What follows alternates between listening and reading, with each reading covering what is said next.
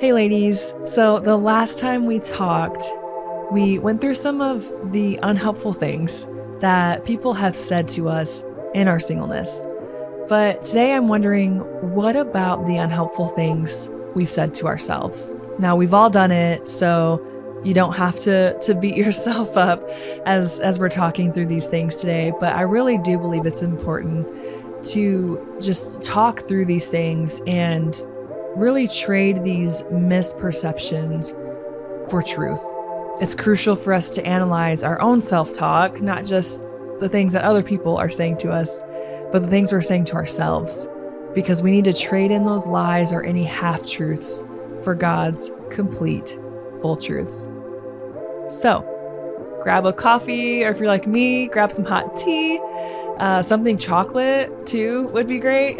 And let's have some girl talk as we continue on this journey of the beauty of becoming together.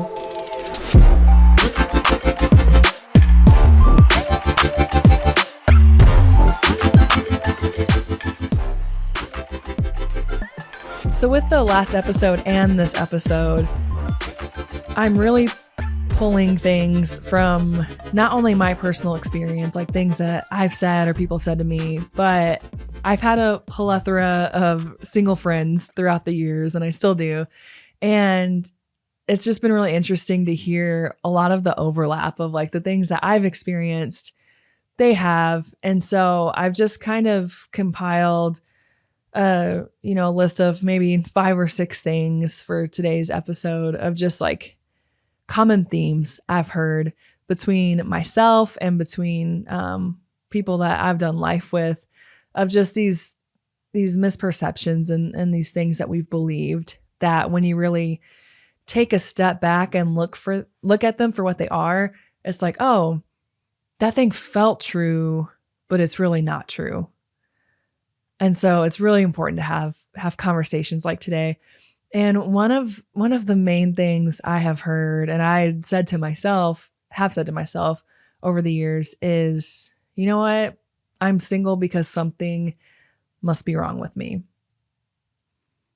And it's easy to think that when you have this whole evidence pile that almost seems to confirm it. You know, the fact that maybe you haven't dated a lot and no one's asking you out, or maybe it's the opposite where it's like, you have dated a lot, but it's never worked out, and it always ends up the same. And it's just like at the end of the day, you start trying to find the common denominator, and it's like, I mean, maybe it's something that's wrong with me. But I want to propose this question to you today, that what if it's not about what's wrong with you, but what's right with you? We're so quick to go to the negative and be like, well, it must be something that's wrong with me. I'm deficient in this area. I don't measure up. And when we just start going through this laundry list, but what if it's not what's wrong with you, but it's about what's right with you? This makes me think about a story from when I was probably, 14 or 15 years old, I'd say. My dad and I were visiting a church, and there was this traveling evangelist guy, I guess is what you would call him. And he has a prophetic gift, and we had known him for a few years by that point. And so he preached, and then he was like, I'll pray for anyone who wants to be prayed for. And so of course, if surely you know me, you all know me well enough by now that I was like, I want prayers. I will get prayed for. I love the prophetic. And so I'm like, sign me up. Where's the sign up sheet? So I got in line, and it was really interesting.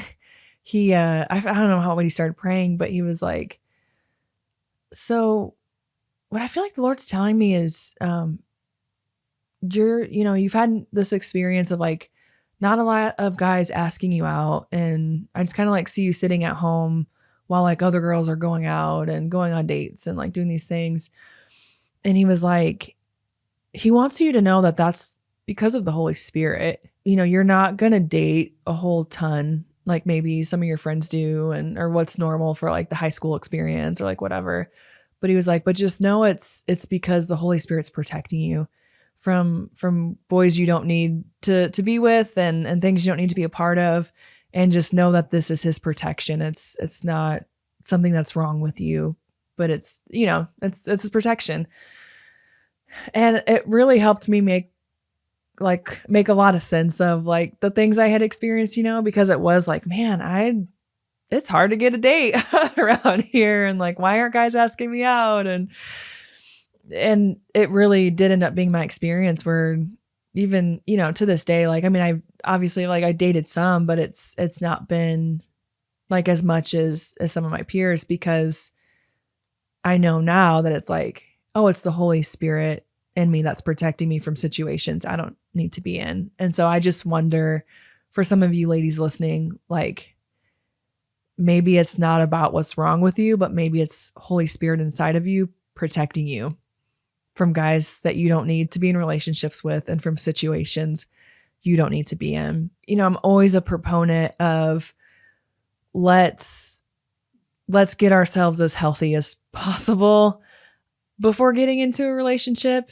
And so, of course, and I know I've talked about it in previous episodes, but like if we have this time to get healthy and to work through emotional baggage and go to counseling or, all of these things, like if we have this time, like let's use that. Let's use this time wisely and let's become the women of God that he's created us to be by doing that healing work. But I don't know, like I just want you to know that there's like nothing inherently wrong with you that's stopping you from like finding that person.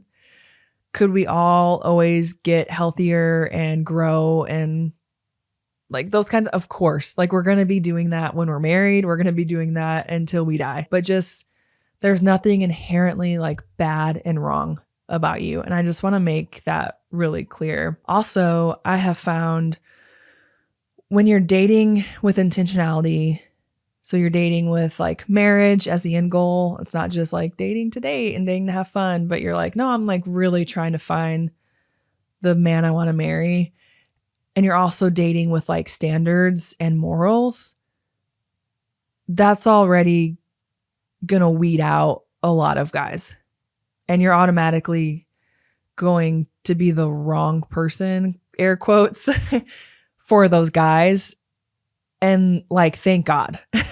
You know what I mean? Honestly, like it can be such a bummer when you like start talking to a guy and then you realize like, oh, he says he's a Christian, but he doesn't really live it out. It's kind of in name only. And I'm like bummed because I was excited about this like new prospect.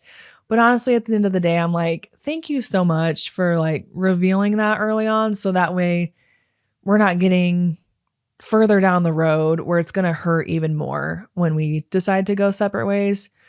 And so I just know like I have morals. I have these like absolutes for me in dating. And sometimes that's going to like cause a guy to not want to date me. And that's perfect. Like that's what those boundaries are there for. Another thing I have felt and I've heard my single friends say is they just don't feel beautiful enough. And like, oh, I hate this one so much because I mean, all the women that I know that have said this are just like such beautiful women. Like not just like outwardly, but inwardly. I mean, they're like the package, And so when I hear them say this, I'm like, don't go there because that's so not true. And, we're talking about saying this to ourselves. I mentioned the rule before, but like one of the number one rules is like, don't say something to yourself you wouldn't say to a friend. And the fact of the matter is like, we are all beautiful because we're made in the image of God. And God doesn't make anything but good things. And it may not always feel that way, right? Like I know we all have the things that we like nitpick and it's like, man, I wish I had this, or I wish I had that, or I wish my face wasn't like this, or, like we all, our body shapes, we have all the things that we nitpick about ourselves, but God doesn't make junk. And so just know that you're beautiful. And honestly, we have to decide that for ourselves before any man can help us like believe that for ourselves. So I guess what I'm saying is like that validation has to come from within before it can ever come from any external thing. Because if we leave that validation to another person, like that person always has control. That person always, and that it's the control that we give up and give to them. And so we're always going to be needing them. We're going to need that person for that validation. And that's never been God's intention. Like we have to get our validation from God and from within ourselves. And so just know like you are beautiful, and it may not, maybe you don't feel that way now, but just keep telling yourself that and just keep asking the Lord to reveal that to you, because there's such a beauty in a person that like I said, like knows it for themselves. Like it's great to have that external validation. It's nice when that happens, but that's not always going to happen. And so just knowing like I'm beautiful because I'm a daughter of God. I'm beautiful because, I'm kind. I'm beautiful because I was created in an image and by a God who only makes good things, and he doesn't make junk. So it's really important that we get this right in us first. And it was interesting. I was dating a guy, this was a few years ago. And it was just in a time of my life where I don't know, like growing up, there was a point in time where I did do a lot of like self-care and just things that made me feel like beautiful. And it's funny because I was like probably 10 or 12 years old. On Saturdays, I'd have a free Saturday and I'm like, ooh, I'm going to do a little spa day at the house. And so I'd do a mask and I'd like paint my fingernails and literally had no place to go, no one to impress, right? But like no responsibility, like didn't pay any bills, didn't have a job. Like I'm just going to school and being like, girl, you need to treat yourself this Saturday. And, but that's really how it should be, right? Like we're not doing it for another person. We're not doing it for productivity. Like we're not doing it for any other reason except, hey, this is what I want to do and it fills me up and it makes me feel beautiful and like good about myself. But then somewhere along the way, I lost that. I'm like, I don't know how I nailed it at 10 years old. and then like through teenage and like early adulthood, lost it. But that's what happened. And I really did get out of touch with that and just really didn't invest in myself. I would invest in like goals and passions and stuff. But as far as it came to like my person, I really wasn't like buying a lot of new clothes for myself, or wasn't getting my hair done or doing anything like that. And even got out of, cause I have like naturally curly hair and I used to wear it like that younger, but then even just kind of lost touch of like, what products work for my hair now. So I was just always constantly using like hot tools on my hair. And, but now I'm back to wearing it naturally curly again and just touching up with hot tools, not like doing the whole thing all the time, which no judgment if you do that, but just like, even that was something that I like lost, along the way somehow. And so I was dating this guy, and whether this was my projection or whether this was like really what was going on, I just felt like, and it was a really short time that we were dating, but I just felt like he would look at me and almost be like disappointed, or just kind of like, I don't know, like I feel like he was hoping to like date someone that was like more stylish or whatever. And like I said, that could have just been my perception of the thing, but also some things that came out, I'm like, actually, I kind of feel like he might have been doing that. But ultimately, I know that it was like some things I was dealing with too. And so when we ended up breaking up, or I mean, it wasn't breaking up, we just quit dating. It was just like a really short time. And I was talking to my sister about it because it was something that was just like this sore spot for me. And I was like, yeah, like I feel like he would just like look at me and I don't know, like wish I looked like something else or, was more stylish or beautiful or like whatever. And my sister Alicia was just kind of like, okay, like forget him, like forget who cares what he thinks. People were not a fan. I'll just say that. I'm sure he's like hopefully a good guy now and God bless him. But so my sister was like, well, just like forget that. But like how do you feel about you? And it took me by surprise when she asked that. And she was like, I mean, do you feel like you invest in things that matter to you and do things that make you feel beautiful? Like forget guys. Like, are you doing things that make you feel beautiful? And I was just like racking my brain. And I'm like, no, like I don't do anything that feels like an investment for me and that makes me feel good about myself.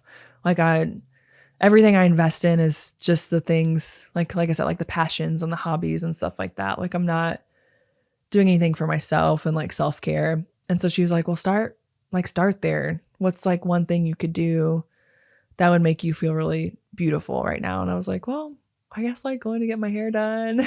So she's like, go get your hair done. So that really started the process for me.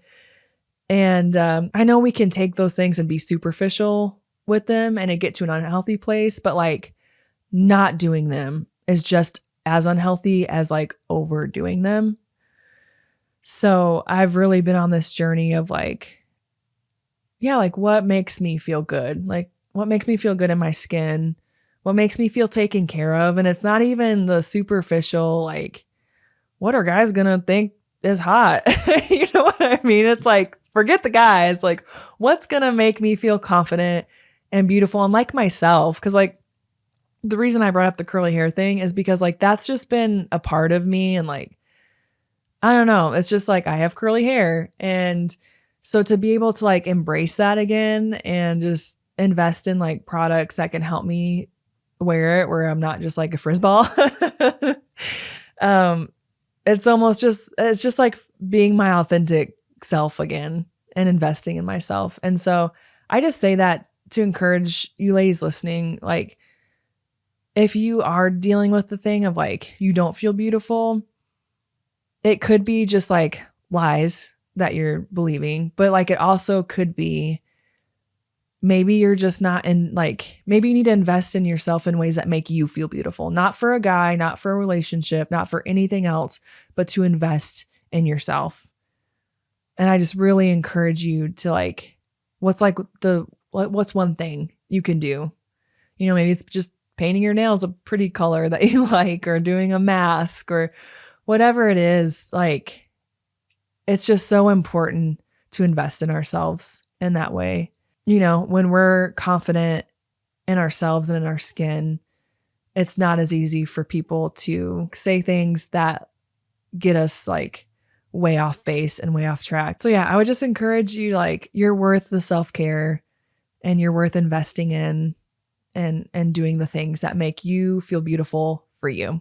Another thing that I've, believed and heard women say is, I am not worthy of love. Maybe God hasn't brought this into my life because I don't deserve it or I'm not worthy of it. And I don't care what you've done. I don't care what's been done to you, what's been said to you. You are worthy of love. You are absolutely worthy of love because you were, once again, made in the image of God. You're his daughter. You are worthy of love. Period. Like, end of discussion. I really don't have anything else to say on this point because it's like we could go back and forth and you could try to convince me of any reason that you think you're not worthy of love. And it's not true. And I'm going to tell you, you are worthy of love. You are absolutely worthy of love. And so no refuting it. And I know there are times when it's like, you can hear that someone say that to you and you're like, okay, but that still doesn't change the way I'm feeling or what I'm experiencing. Then that's the times when I've had to ask God, like, God, help me to see me the way that you see me. Help me to see myself through your eyes. Help me to see the situation through your eyes. And he will, like, he's been faithful to change the way that I've seen things, to change my perspectives, to align with his. And the reason you're not married now is not because you're not worthy of it. So just remember that when the enemy wants to come in and say differently, you have a podcast episode to listen to be like, nope, I am worthy of love. All right. So a couple more things I want to bring up. Something that I've said, something I've heard women say, are there are just no good guys out there, or the dating pool is really small, or someone peed in the dating pool. This is real. This is a real feeling. It's, once again, when it's like your experiences, there are no single eligible guys at church. Like, there are no guys at work, or, just in the different areas you're in, the different spheres you're in. It can be easy to get discouraged of like, there are no good guys out there. Like, going through the deck on dating apps can be really discouraging too. Cause it's like, what, where are these good guys? But I've had to just catch myself when I say this, cause it really is an easy thing to fall into. But this is a lack mentality, or like a poverty mentality of, there's only so much, and it's already been taken, or it's depleted, and there's not anything for me. At the base, at the foundation of this saying is just that, like, there's not enough out there. And it's interesting because we serve a God who doesn't know lack, right? Like, he only knows abundance. I mean, he literally made this entire universe. And I'm not just talking about the world, right? Like, he made space, he made the galaxies. When you look at NASA and like the different, pictures they show of like, all right, and that's a different galaxy, and there's this over here and that, and they're all the planets. And God made that. Like, not only did he make the things we see on earth and experience on earth, like, he made everything outside of it. And we're saying that he can't make one guy for like each of us, like that he just ran out of supply and was like, "Ooh, sorry, I used that up with the Milky Way. I don't have enough stuff to make a husband for you, so sorry." Yeah, like, that logic just doesn't compute. Like, we serve a God who only knows abundance. If we partner with this idea and this mentality of lack, like, that's what we're going to see. And I know that because that's been me. Literally has been me. But when we start opening up to the possibility of like, hey, I serve a God who only knows abundance, and so he's got a guy for me. There's 8 billion people in the world. Let's take away half, because that's women. So like, there are just billions of people in the world, and out of billions, I believe there's at least one. And that's all we all need, is just one. I think having a dating pool of guys kind of gives us that false sense of security, because it's like, oh, well, if it doesn't work out with this one, there's that one. Just having prospects like kind of calms our nerves a little bit, because it's like, well, if this possibility doesn't work out, then there's another opportunity over here. But when you don't have any of that, when there are no prospects, no opportunities, it can feel bleak. And, I've just had to remind myself of like, hey, I only need one. Out of billions of people, I just need one. And I think that kind of takes some of the pressure off. Like, I don't need a dating pool of like 50 guys in my town. Like, I just need one. So that kind of, thinking about God as a God of abundance, and then I only need one. I feel like those arguments kind of help me when I'm thinking like, there are no good guys out there. So lastly, this one's a big one that I've struggled with, and just so many women have talked to me about this of, because this hasn't happened for me yet, maybe God doesn't have this for me. Like, maybe this isn't his plan for my life. And the problem with this is it's always spoken out of disappointment. Like when I've said it, it's been out of disappointment. When I've heard friends say it, it's been out of disappointment, because it's always like, I've tried dating, it doesn't work. I've tried apps, that doesn't work. There's no prospects. Like there's always just this like, and listen, these are real things. Like I have been in that scenario. You know what I mean? I'm not talking to you as someone who's been married since I was young and haven't walked through it. Like I understand that hopeless feeling that can come, but I also understand that partnering with disappointment is never a good choice.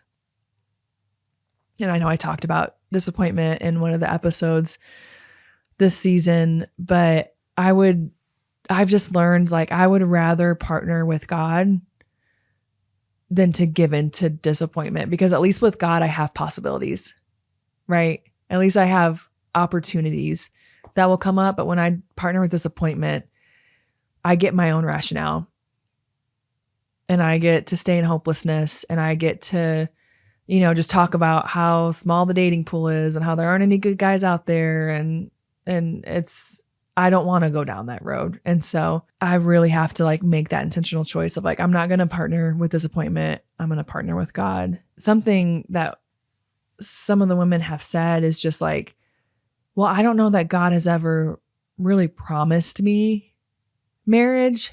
And obviously we know like some people don't end up getting married. Some people don't want to get married. And, and so maybe that fear of like, as someone who does want to get married, well, what if this isn't God's plan for my life?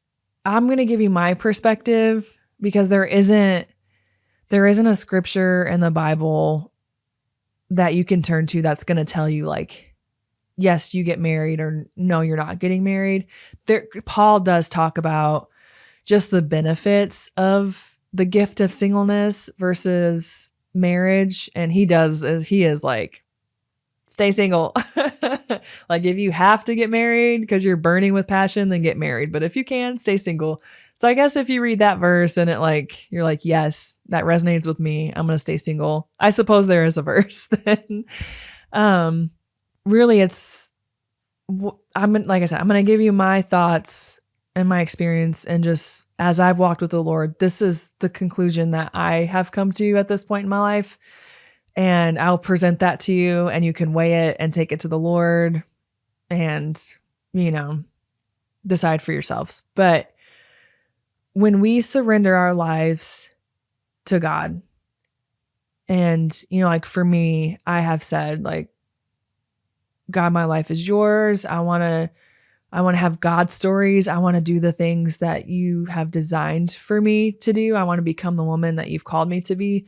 And there has been a dying process in that.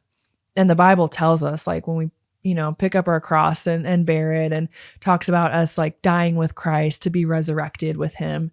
So there's this very real, like if you're genuinely being a disciple of Jesus and like following after him, there is a dying to self process. Like you can't be a true disciple of Jesus without going through sharing in his death and sharing in his resurrection. Like that's biblical. So as I've gone through that dying process, I think it's really important to pay attention to what gets resurrected on the other side, right? Because we share in his resurrection, and the Bible talks about like God will give you the desires of your heart.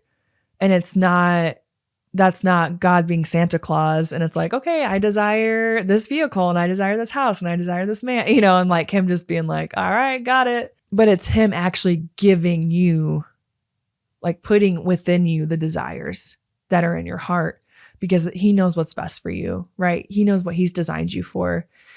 And so literally in this dying process, what happens is we die to our flesh. We die to, our desires and the things that we want to take on his desires for us. So I think it's important to pay attention on like what desires made it through that death to the resurrection, right? And for me, that like marriage that's still something that even throughout the dying process and the beautiful becoming process, right? That like this whole podcast is based on, of like the beauty of becoming the woman of God that he's created each of us to be. Like through that process, marriage and having kids is like still a strong desire of mine. And it's something I've sought the Lord on. And honestly, it's something that he and I have had conversations about, and people have prayed over me, and I've taken what they've prayed to the Lord. And, you know, if things have resonated, I'm like writing them down. And because there are a lot of things like have confirmed each, like the Lord's told me and then confirmed it through another person or through like a message I heard or a book I read. And so I pay attention to those things. But, you know, I do feel like I have some promises from the Lord that I will remind him of, and that I keep like encouraging myself in day to day. But for those that, you know, you're like, well, I haven't heard from the Lord and no one's prophesied that over me and nothing's resonated to me like in this area when I've like read scripture or whatever, then if you've gone through that dying process with the Lord and you know, you live a life that's surrendered to him and that's still a desire of yours, like I would encourage you to like take that as your go signal and to take that as like, okay, Lord, I'm going to pray into this. And if it's not something that you have for me, then like, let me know and close that door and show me that.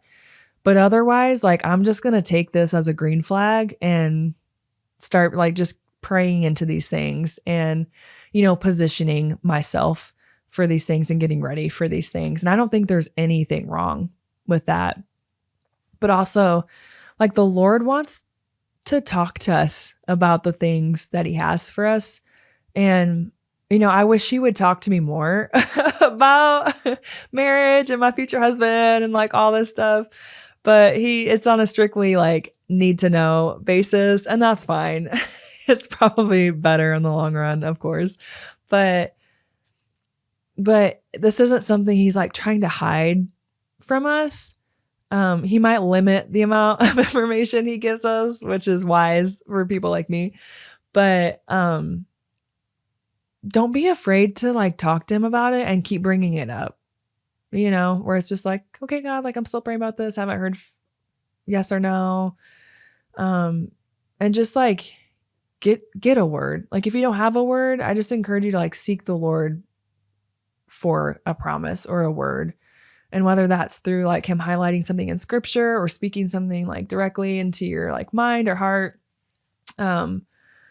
or, you know, through a message or through something your friend like prayed over you and you're like, yeah, that really resonates. I encourage you, like, if you don't have a word, you can get one. Just like keep pursuing the Lord for it. Because then once we have those words, like we get to remind the Lord of like, hey, God, you said, like, you gave me that dream and you said that these things are going to happen. And so I just like, thank you that I don't have to see it like in the physical realm right now to know that like you're moving forward on these things. You're doing these things for me.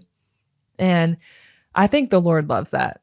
Like once we get into a place, like I said, where, you know, in a previous episode about idolizing, if it's like getting to the point, and like I said, I have been there where I'm holding those things over God and kind of just like beating him with the, you know, like, well, God, you said you would do this and it hasn't happened yet and blah, blah, blah. Like that's not good. But when it's that, more of that like partnership of faith, when I talked about that like active faith with partnering with God, I actually think he really loves that.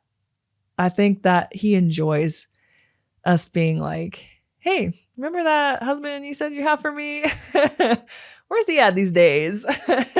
And sometimes I think I make the Lord laugh with some of the things I say to him. I know there was one day in church, I don't know what, I think I was just like worshiping. And that's where the Lord speaks to me honestly the most, is like through my times of worship and worship music and stuff. And he's just like I just hear like this chuckling. And I promise I'm not hearing like crazy voices in my head. Like I'm a hearer when it comes to hearing the voice of God. Like some people feel, some people know, some people just like visually kind of like see these visions and things like that. And I think we all operate in a measure of all of those, whether we know it or not. But my main one is hearing. And so it's literally this conversation that's going on in my head. And you just kind of learn to differentiate, like when it's my voice, when it's the Lord's voice, when it's the enemy's voice. And so I'm like worshiping, and there's just kind of this like joy that comes over me, and this like kind of like this laughing. And I'm like, Lord, what's going on? And I just heard him say, like, I am just so excited for your marriage. You have no idea what's coming. And of course, I'm like, well, yeah, because you won't tell me some of the stuff. Just like in jest, just teasing.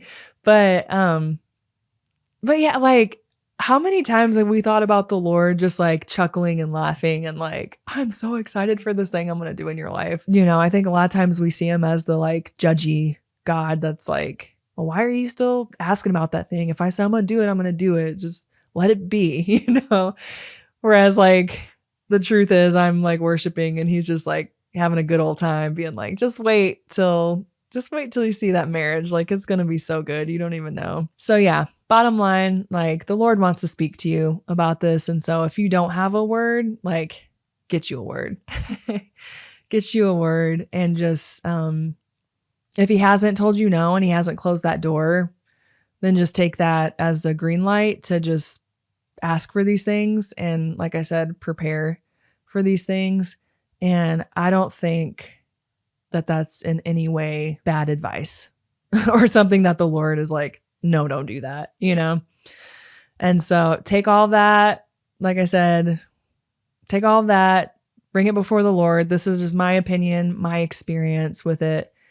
But I wanted just to share my perspective and at least give you some perspective on that. I was listening to a message by Bill Johnson one day, and he was talking about how, like the word hope, when the Bible uses the word hope, it's a lot different than how we use it in our culture. Because a lot of times when I'm like, oh, I hope that happens, when we say things like that, it's wish. Really what we're saying is like, oh, I wish that thing would happen. Like, I wish I can get married. And like, these are things I'm wishing for. But when the Bible talks about hope, it's actually this concept that's like concrete. Like it's a concrete thing that it's going to happen, so much so that we can already be happy about it ahead of time.